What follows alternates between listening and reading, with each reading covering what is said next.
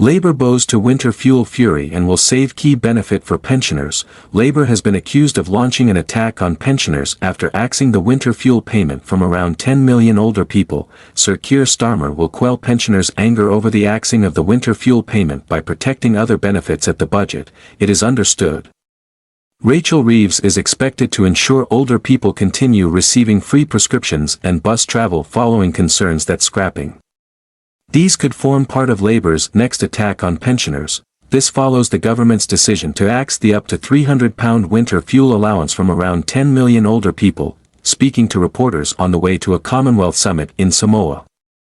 Sir Keir said, "I'm not going to preempt that, but we do want to make sure that pensioners are properly protected. Of course we do." MPs, campaigners and pensioners have demanded that his government U-turns on its decision to axe the winter fuel cash without warning in a bid to fill a Treasury black hole.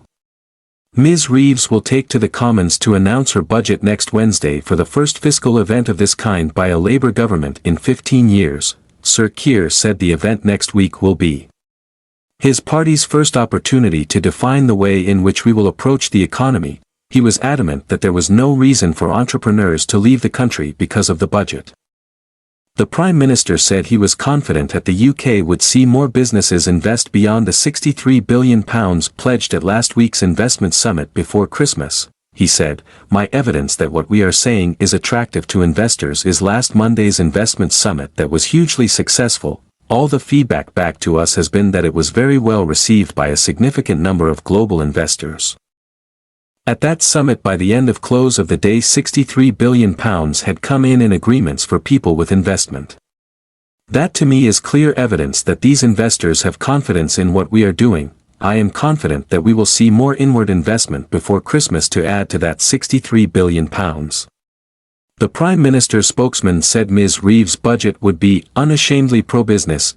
He suggested no investors should be concerned about her statement in the Commons next Wednesday. He said, "I think the PM said on the plane, no, investors shouldn't be worried about this budget.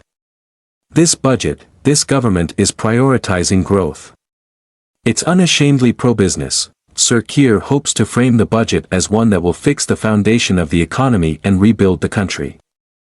He said, "Fixing the foundation means actually being absolutely clear about scrubbing this and making sure we're onto a very, very stable footing." The Prime Minister added, "Obviously there are other budgets to come, but this is a significant one which will set the approach, the framework if you like, and it will give a sense of how we intend to do business.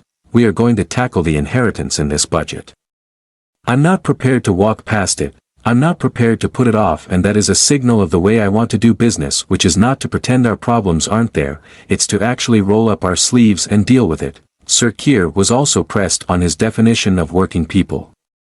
He said, "I have in mind people who go out, earn their living, may have some savings, but don't have the ability to sort of routinely write a big check if they get into difficulties. They're the people uppermost in my mind when we're making our decisions."